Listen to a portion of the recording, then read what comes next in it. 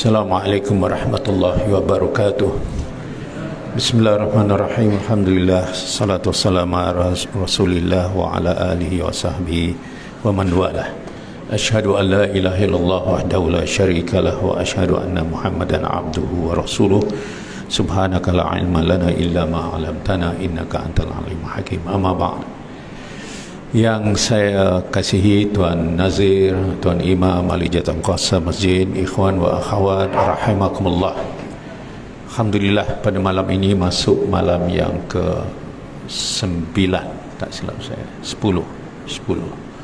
Sudah masuk malam yang ke-10 ataupun besok 10 Ramadan Al-Mubarak. Kita bersyukur pada Allah kerana kita masih lagi diizinkan untuk berada dalam madrasah Ramadan. Kita selalu dengar syarahan tentang madrasah Ramadan. Bila kita sebut madrasah, artinya tempat kita mendapat pendidikan. Madrasah itu sekolah. Jadi kita berada dalam sebuah sekolah yang ditempuhkan selama 30 hari pada kebiasaannya. Kemudian kita harus melalui kurikulum yang telah diatur, dan dengan penuh ketekunan, yang dengan penuh apa yang disebut imanan wahtisaban, iaitu dengan penuh keimanan dan pengharapan, kita lalui perintah Allah dengan sebaik mungkin. Sudah tentu yang nak dilahir daripada Ramadan itu namanya pribadi-pribadi Ramadan, atau dipanggil saksiah Ramadan. Oleh kerana itulah, untuk memahami apakah itu saksiah Ramadan, saksiah Ramadan itu ialah dengan memahami apakah bulan Ramadan ini, pelbagai ciri-ciri yang boleh dipredikatkan atau disifatkan Ramadan itu dengan sifat-sifatnya. Lalu kita dengar Ramadan itu adalah bulan Al-Quran, maka yang nak dilahirkan ialah pribadi Al-Quran. Ramadan adalah bulan muhasabah, maka yang kita nak jadikan pada diri kita lah insan-insan yang sangat teliti terhadap dirinya, apa yang dia lakukan, apa yang telah dilakukan, dan dia nak menjadi orang yang sangat sensitif dengan segala hukum hakam Allah. Bulan Ramadan disebut sebagai bulan kita mengikat rasa persaudaraan, kerana Ramadan itu membawa sedikit kesan tentang mengerti arti lapar, bahawa dalam masyarakat ada orang yang lapar. Maka pribadi Ramadan yang nak dimunculkan dalam diri kita ialah pribadi yang sifatnya sangat ijtimai, sangat hidup bermasyarakat. Bahawa kita tidak dijadikan insan yang hanya memikirkan diri kita untuk mengkhatam Al-Quran untuk diri kita sendiri, untuk berzikir dan beriktikaf dalam masjid kita untuk diri kita sendiri. Tetapi di dalam Ramadan itu mendidik kita untuk merasai bahawa ada orang lain yang lapar, ada orang lain yang susah, ada orang lain yang daif. Maka dididik kita untuk menjadi seorang manusia yang menjiwai arti bermasyarakat. Ramadan juga dicirikan dengan ciri ianya adalah bulan rahmat. Maka yang nak dididik kepada kita ialah sifat rahmat kita. Sifat bahawa di mana saja kita pergi, kita membawa apa yang dipanggil ciri rahmat. Maka Islam itu membawa rahmatan lil alamin. Maka kita mesti mendidik diri kita. Di mana saja kita berada, orang merasai akan rahmat Islam yang dibawa oleh kita. Sama ada di negara yang di mana orang Islamnya majoriti kita membawa rahmat, maupun di mana orang Islamnya minoriti kita membawa rahmat. Yang terakhir yang saya nak kongsi tentang hal ini ialah bulan Ramadan adalah bulan yang disebut maghfirah, bulan keampunan. Maka pribadi yang kita nak didik pada diri kita ialah menjadi manusia yang paling banyak memaafkan. Insan yang tidak menyimpan dendam, insan yang dapat menzahirkan rasa cintanya kepada sesama manusia, cinta kepada, terutama kepada saudara-saudaranya yang seakidah. Nah, tuan-tuan dan puan-puan dari mati Allah sekalian, ada satu sifat dalam bulan Ramadan yang pada malam ini saya nak kongsikan dengan lebih mendalam. Bulan Ramadan adalah bulan infak. Maka kita nak melahirkan pribadi yang sangat ringan berinfak. Ada satu ayat yang sangat tersuhur kita baca, surah Ali Imran ayat 92. Tuan-tuan cek surah Ali Imran ayat 92. Asbab ataupun asbabun nuzul turunnya ayat ini ialah mengenai rasa cintanya sahabat-sahabat Rasulullah, ada lagi penyakit cinta kepada hartanya. Lalu turun ayat ini, lan tanalul birra, lan tanalul birra, tidak dikatakan kamu sampai kepada kebajikan, albir, tak sampai. Banyak tafsir tentang albirra ini. Ada yang mengatakan ketakwaan, tidak sampai kepada ketakwaan. Ada yang mengatakan kebajikan, tidak sampai seseorang itu menjadi sampai kepada kebajikan. Ada yang mengatakan maksud albir itu juga kesalehan, maka tidak sampai seseorang itu kepada titik saleh. Hatta kecuali mereka yang tunfiku mimma tuhibbun, mereka yang menginfakkan sesuatu yang ada pada diri mereka yang mereka sangat cinta, sangat sayang. Mimma tuhibbun, yang sangat dia sayang. Maka di sini bulan Ramadan ini mendidik kita untuk memberi sesuatu yang kita sayang sangat. Jadi kisahnya Abu Talha radhiyallahu anhu, seorang sahabat Rasulullah SAW, dia ada banyak harta yang dia sangat rasa cinta dan sayang ni jaga semua, ialah sebuah kebun.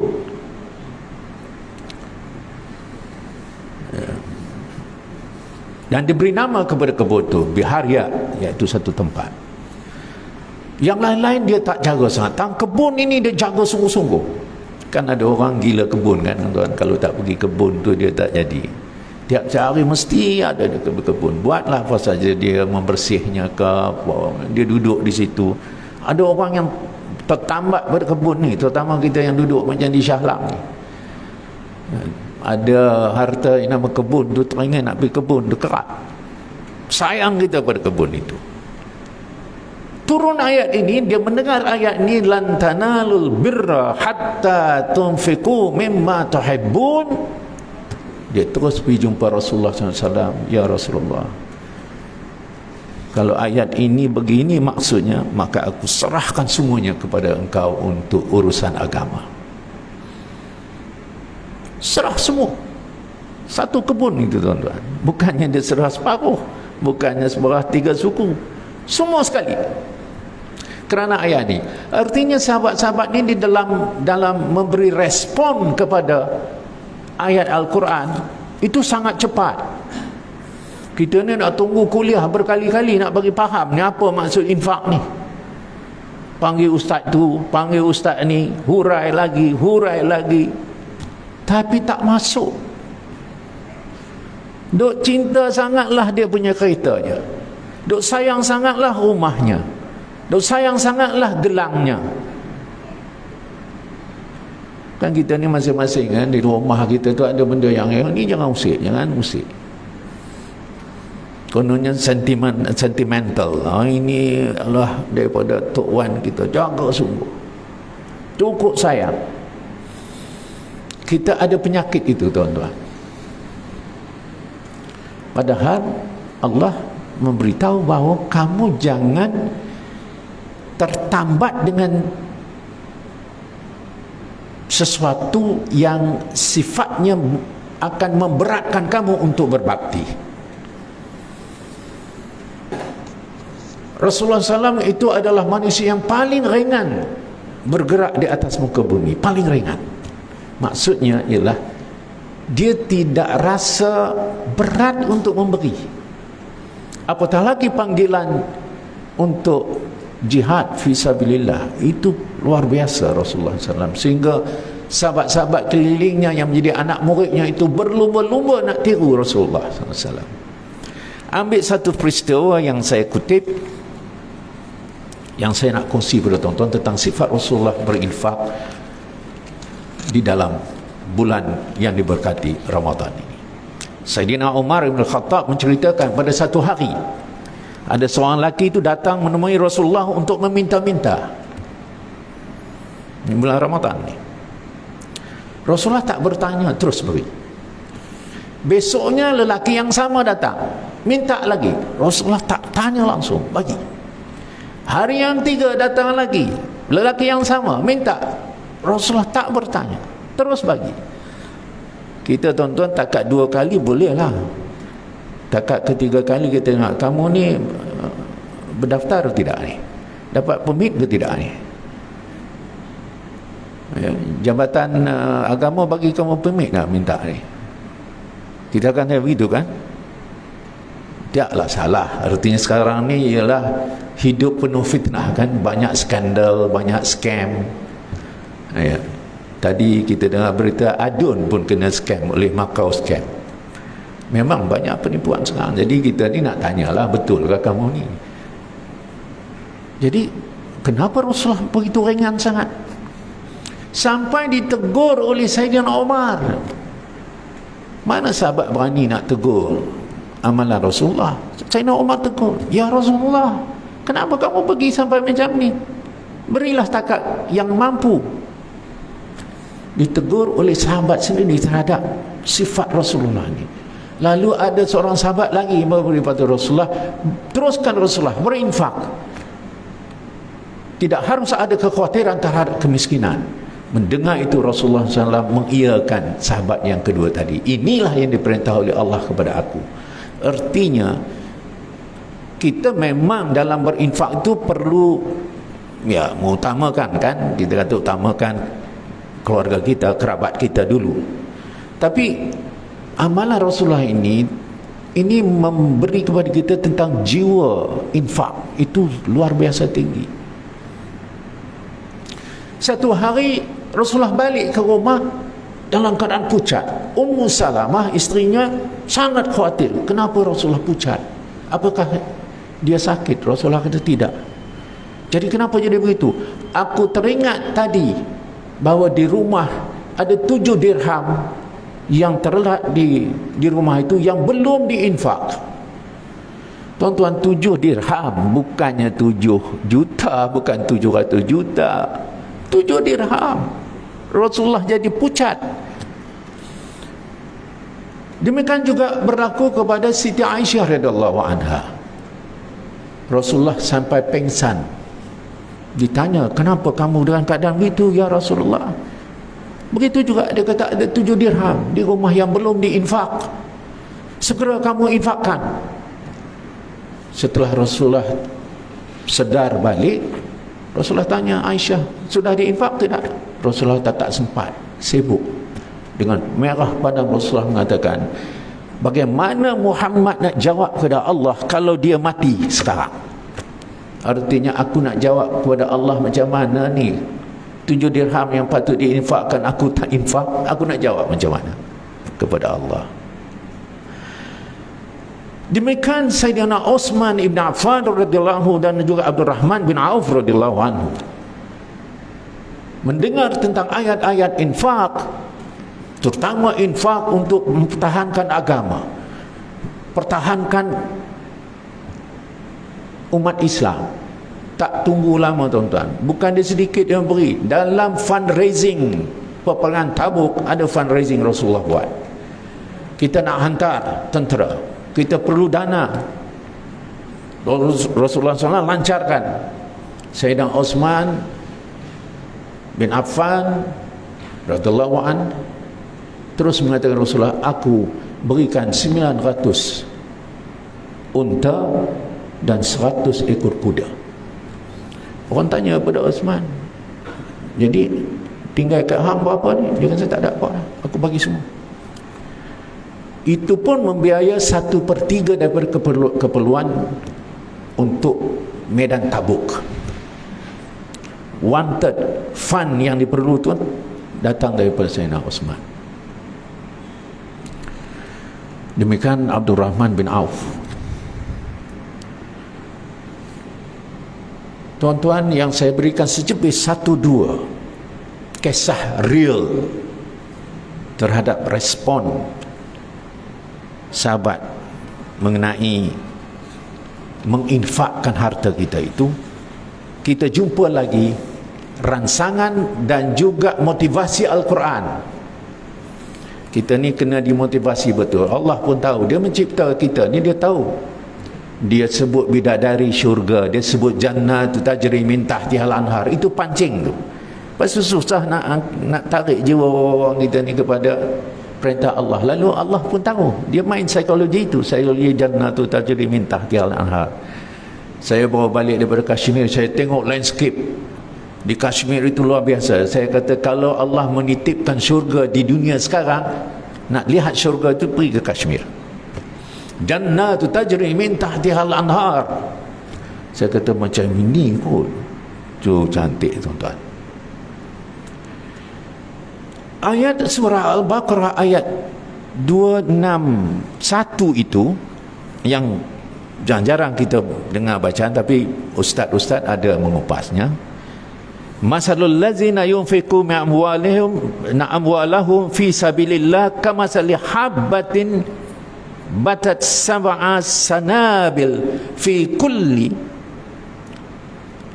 sumbulatin mi'atan habbah wallahu yudha'ifu liman yasha wallahu wasi'un alim. Al-Baqarah ayat 261. Apa dia? Allah kata, perumpamaan orang yang menginfak hartanya itu di jalan Allah adalah butir benih habbatin yang menumbuhkan 7 butir, atau kadang-kadang disebut 7 tangkai. Ambatat sab'a sanabil, 7 tangkai. Fi kulli sumbulatin mi'atu habbatin. Daripada 7 tangkai itu, setiap satu tangkai melahirkan 700 biji lagi.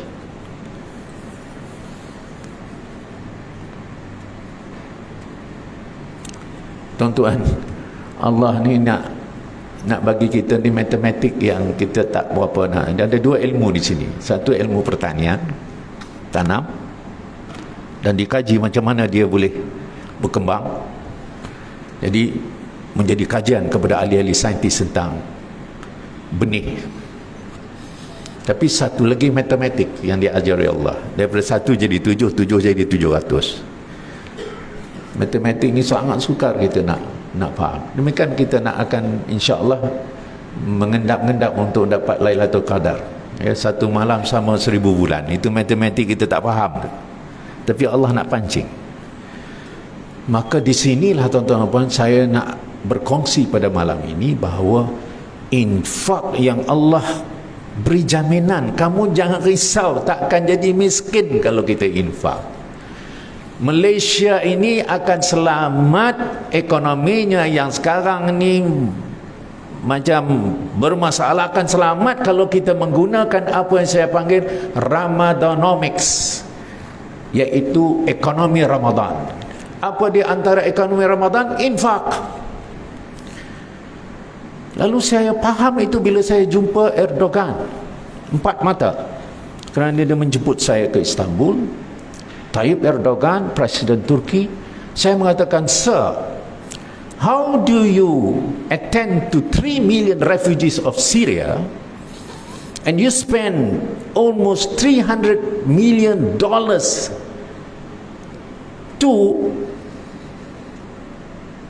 help the refugees of Syria?"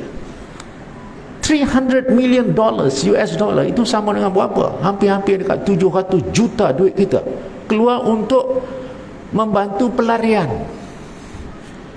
Dia diam, tak jawab.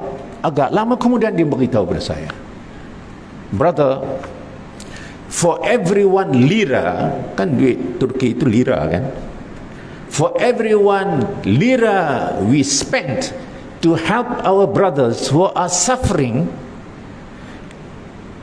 insyaAllah we will get 10 lira from Allah.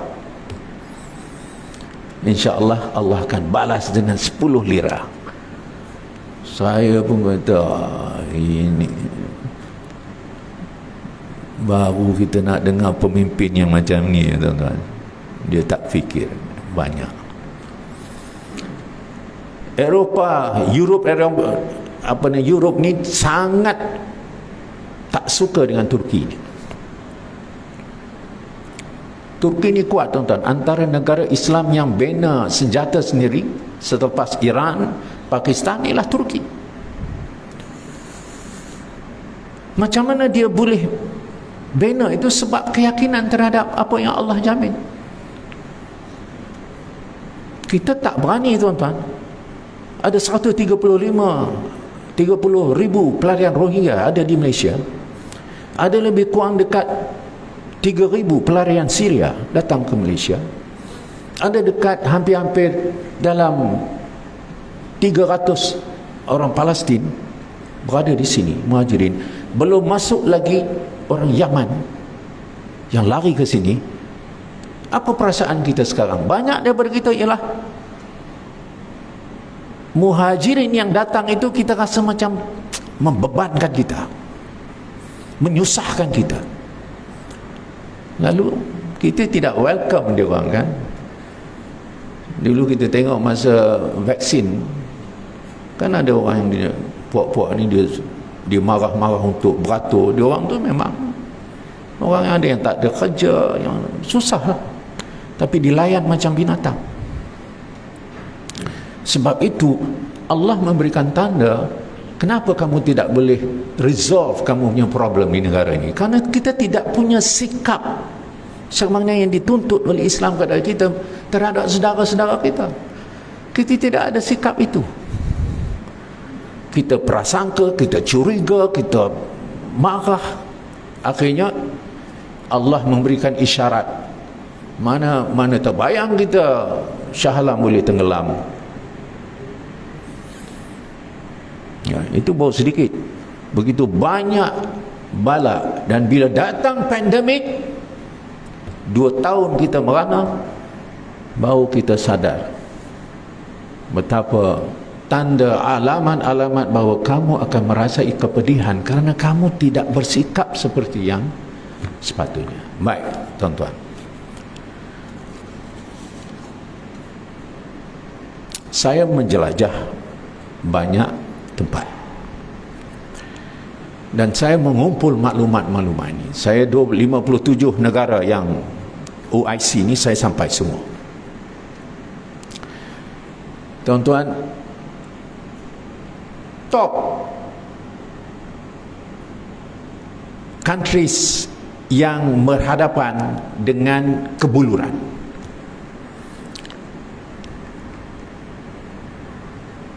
bukan kelaparan, tuan-tuan, kebuluran. Kebuluran itu artinya matilah kerana tak ada makanan. Kelaparan ni boleh gagah lagi. Top 2 in the world ialah Muslim countries. Yang pertama Somalia, yang sekarang nombor 2 Yaman. Di Yaman, tuan-tuan, every 7 minutes, bukan every 7 hours, 7 minutes, one child dies because of no food. Di Yaman setiap 7 minit satu kanak-kanak, satu bayi mati kerana kebuluran. Itu di Yaman. 80% penduduk Muslim di Yaman itu bergantung kepada bantuan makanan dari luar. Jadi saya pergi Sana'a, saya pergi ke Aden, saya pergi ke kawasan itu. Saya kata, macam mana umat Islam yang kaya raya di Saudi, yang kaya raya di Qatar, yang kaya raya di Emirates, pada Yaman bukan jauh. Kebulurannya luar biasa, tuan-tuan. The biggest human crisis in the world now is Yaman. Bulan Ramadan ini.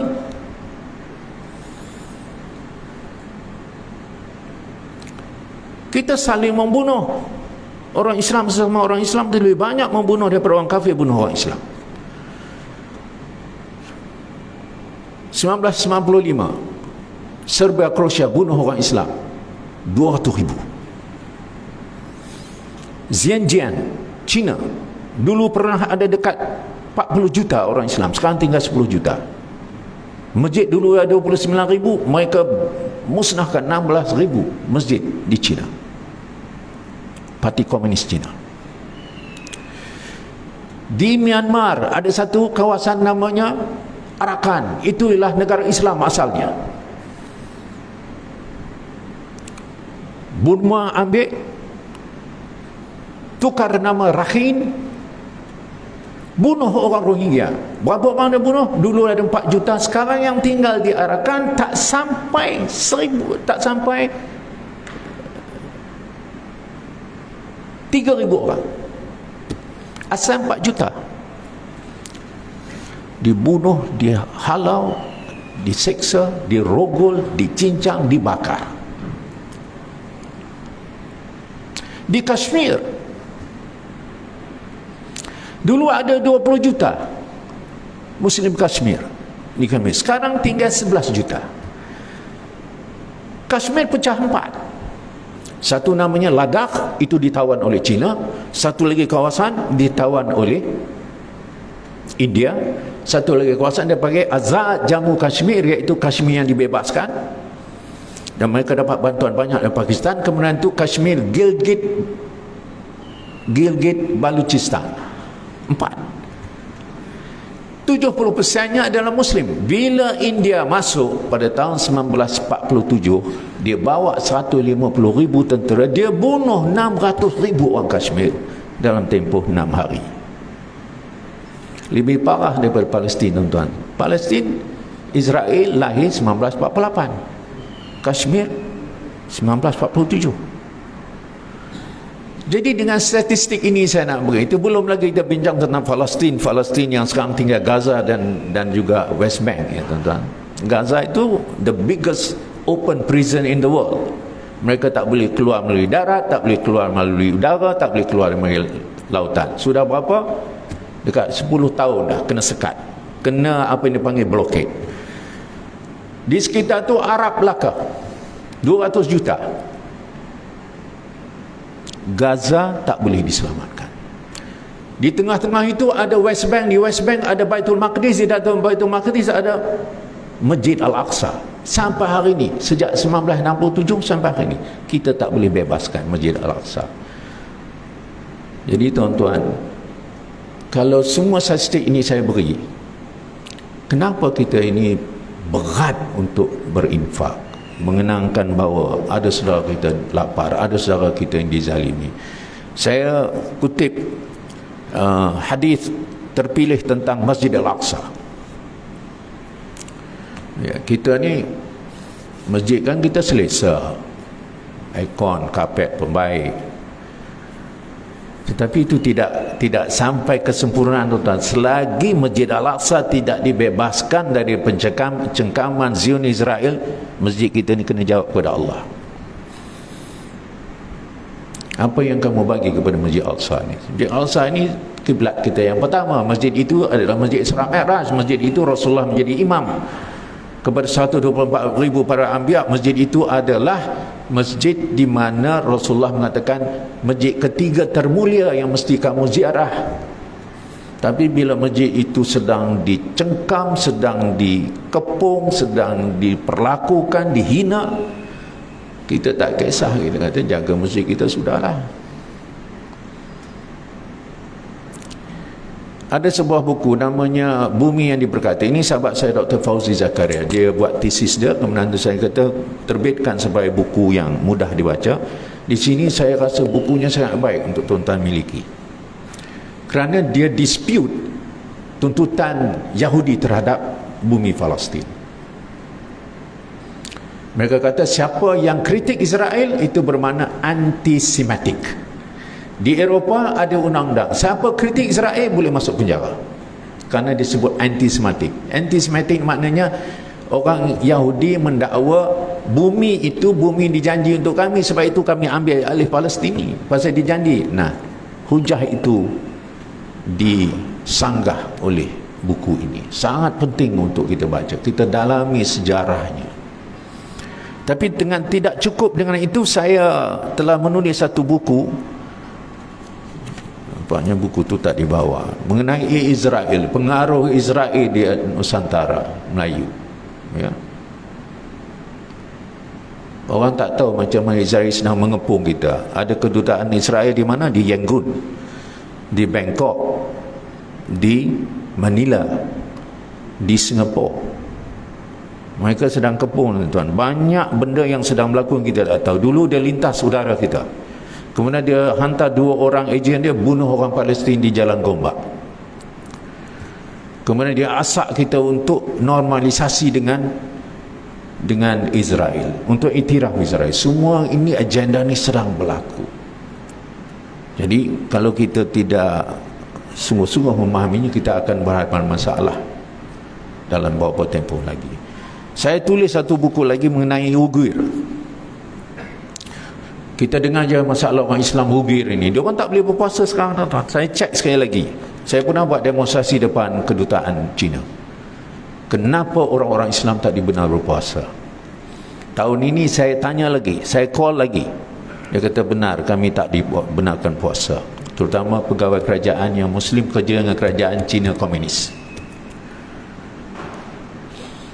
Jadi saya tulis buku The Plight of the Muslims Uyghur. Ada artikel dalam bahasa Melayu dalam ni, nasib Muslim Uyghur, adakah ada masa depan? Tentang Kashmir tadi saya tulis juga satu buku yang berkaitan dengan dunia tidak peduli tentang Kashmir. Fakta berapa banyak dibunuh, berapa banyak diseksa, apa yang mereka telah dinafikan, bagaimana India nak menghindukan Kashmir. Kashmir 70% Muslim, sekarang nak jadi 70% Hindu. Dan ini adalah gara-gara satu grup yang sudah menyusup ke Malaysia. Saya sudah warning kepada kerajaan Malaysia dan Bukit Aman, siasat ni, kuil-kuil yang ada didatangi oleh kumpulan RSS, Rastriya Sawam Saksang. Ini adalah kumpulan fanatik Hindu yang dia mengatakan bahawa di India kami tidak mau orang Islam. Mereka itu sama ada kita halau atau kita bunuh. Pada orang Islam di India itu 200 juta. Kumpulan ini sudah ada di Malaysia.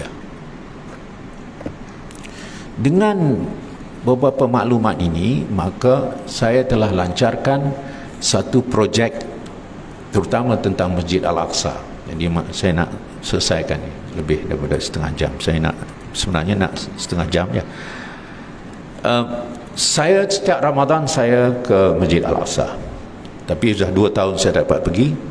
Tahun ini saya tunggu. Calling card saya tak keluar lagi. Kita tak boleh pakai apa? Kita punya pasport. Dia kena pakai calling card. Jadi kita hantar maklumat pasport kita dan yang proses ialah Israel. Jadi tahun ini saya menunggu. Sebab apa? Sebab saya telah pergi ke sana untuk melihat bahawa Masjid Al-Aqsa ini tenat. Raja Jordan angkat tangan, tak mau biaya dah. Jadi imam-imamnya tu tersadai begitu je, tak ada gaji dan sebagainya, dan penyelenggaraan Masjid Al-Aqsa tu tak teratur. Saya mengatakan pasal apa jadi begini? Dia kata tak ada dana. Kami nak buat macam mana? Kami nak serah balik masjid ni kepada umat Islam. Kami tak upaya dah. Jadi saya mesyuarat dengan Turki, saya mesyuarat dengan Palestin. Saya kata begini, kita lancarkan wakaf Al-Aqsa kepada umat Islam. Luas Masjid Al-Aqsa ni 144,000 meter persegi, sama dengan 35 ekar. Di dalam 144,000 meter persegi itu ada 5 masjid utama: Kubah Sakrah yang warna emas, Masjid Qibli, Masjid Qadim, Masjid Buraq, Masjid Marwan. Semua ini adalah Masjid Al-Aqsa. Jadi saya kata kita wakafkan setiap 1 meter persegi masjid itu dengan harga 1,500 USD, sama dengan bersama dengan 6,300 ringgit kita. Apa kita nak buat? Kita nak pergi seluruh dunia. Kita kata mari kita biaya masjid ni. Ada orang kata nak masjid dah siap, nak wakaf apa? Banyak yang rosak tuan-tuan. Dalam Masjid Qibli itu ada 42 tiang, ada 4 minaret, ada 5 pintu, ada 10 gate, ada 482 pokok zaitun, ada hampir 100 lebih tapak-tapak pengajian ulama termasuk Imam Ghazali, ada 4 madrasah di dalamnya. Semua itu telah dirosakkan oleh Yahudi sehingga perlu diperbaiki. Jadi saya kata semacam kita nak bina semula masjid ini, jadi kita wakaflah. Saya rujuk kepada Mufti Pulau Pinang, Mufti Selangor, Mufti Pahang. Dia orang kata boleh, cuma cikgu tambah infak, jadi wakaf infak. Jadi apa yang saya buat tuan-tuan, di akhirnya saya bagi tuan-tuan, saya pun menjelajah. Saya beritahu, okay, I'm a small country, I do not have enough strength to campaign, but I'll try to get 1,000 lot. Indonesia kata, Pak, kami cuba 5,000 lot. India kata kami cuba 5,000 juga. Thailand dia nak cuba 2,000. Filipina mereka nak cuba 3,000. Di sebelah India, Bangladesh dan sebagainya, kawan-kawan yang saya kenal mereka buat kempennya. Tapi di Malaysia ni unik, sebab kami menghasilkan suatu sijil. Sijilnya ini tuan-tuan, ya. Ini sijilnya. Bila you wakaf, kita akan masukkan dalam sini nama masjid kita ni, atau nama individu, atau nama keluarga, letak nombor siri sertifikat dia dan lot dia. Dia beli 1 lot. Okey, kita buat 1. Tapi siri ini kita nak gambarkan bahawa ada lot dia di sana. Kemudian nama ini akan didaftarkan di Auqaf di Al-Aqsa. Dan inilah memenuhi hadis Maimunah ibn Sa'ad radhiyallahu anha, pembantu rumah Rasulullah SAW. Dia berkata kepada Rasulullah, iftina ya Rasulullah Masjidil Aqsa, fatwakan kepada kami ya Rasulullah, apa itu kedudukan Masjid Al-Aqsa. Rasulullah kata, ardul mahsyar wa mansyar, dia adalah tempat mahsyar, kita akan dihimpunkan besok bila kiamat sampai, dan kita akan diadili di situ. Jadi apa fadilatnya? Rasulullah kata, kamu semayang 2 rakaat di situ sama seperti kamu semayang 500 waktu di tempat lain. Maimunah kata, kalau kami tak boleh pergi ya Rasulullah, kalau kami tak mampu, kami takut, kami uzur. Sedang Rasulullah kata, aku beratkan kamu untuk pergi ziarah masjid, 3 masjid ini, iaitu Baitul Haram, wa Masjidi Haza, masjid aku, dan Masjidil Aqsa. 3 ni kamu kena pergi. Yang 2 tu kita dah turut pergi dah banyak kali. Orang yang bersara ni, duit banyak ni, tiap tahun umrah. Masjid Al-Aqsa dia tak dapat pergi lagi. Tapi kita nak pergi Masjid Al-Aqsa tu bukan kerana kita nak selfie, kita nak melancong. Masjid Al-Aqsa tu kerana dia sedang diserang, dan kita wajib untuk bantu. Lalu Rasulullah SAW memberitahu kepada Maimunah, kalau kamu tak boleh pergi, hantarlah sedikit minyak zaitun untuk menghidupkan pelita-pelita di Masjid Al-Aqsa itu. Sama seperti kamu solat 2 rakaat di masjid itu. Jadi tuan-tuan, malam ini saya nak tawarkan pada tuan-tuan, mari kita hantar minyak zaitun. Kita tak boleh pergi, takut pergi, ada masalah macam-macam. Kita ni akan ada orang kata nanti untungnya Israel, dia dapat banyak duit. Tapi kalau tuan-tuan pergi ke sana, orang Palestin kata tolong datang, mari tengok kami ni, kami dah tak boleh bertahan dah. Jadi khilaf tentang patut pergi tak pergi, saya tak mau ambil kisah itu. Kerana saya pergi ke sana, saya nak bina 2 klinik dalam masjid itu. Kerana ramai orang tua yang sakit datang ke masjid. Saya nak perbaiki tandas, ada satu tandas itu sangat teruk. Saya nak pastikan kita Malaysia boleh membantu untuk membersihkan masjid itu. Maka kita kena pergi. Oleh kerana kita tak boleh pergi, maka mari kita laksanakan wakaf ini. Masjid, tuan-tuan, ini saya sarankan kita ikhtiarkan 1 lot. Tuan ada RM5, saya ada RM5 je. Boh. RM10, boh. RM10, boh. RM5, boh. RM50, RM100. Kumpulkan jadi 1 lot. RM6,300. Kita akan serahkan sijil ini kepada tuan-tuan. Ini minyak zaitun saya ke sana. Saya tak boleh nak pergi, inilah dia. Tuan-tuan, saya ingin akhiri kuliah saya yang agak sedikit lajak, tapi terima kasih kerana menunggu. Bulan Ramadan inilah bulan yang paling kita perlu mendidik diri kita ni untuk meringankan diri kita, berinfak demi iqamatuddin, menegakkan agama, demi menjaga kemuliaan agama sampai kita dapat merealisasikan apa yang disebut liyuzhirahu ala dini kullih, menzahirkan agama Islam sebagai agama yang tertinggi. Buku-buku ini tuan-tuan boleh dapatkan daripada sahabat saya Haji Farus. Siapa yang tak bawa duit, tanya dia macam mana nak bayar, kerana ini koleksi yang penting, kerana ini informasinya banyak.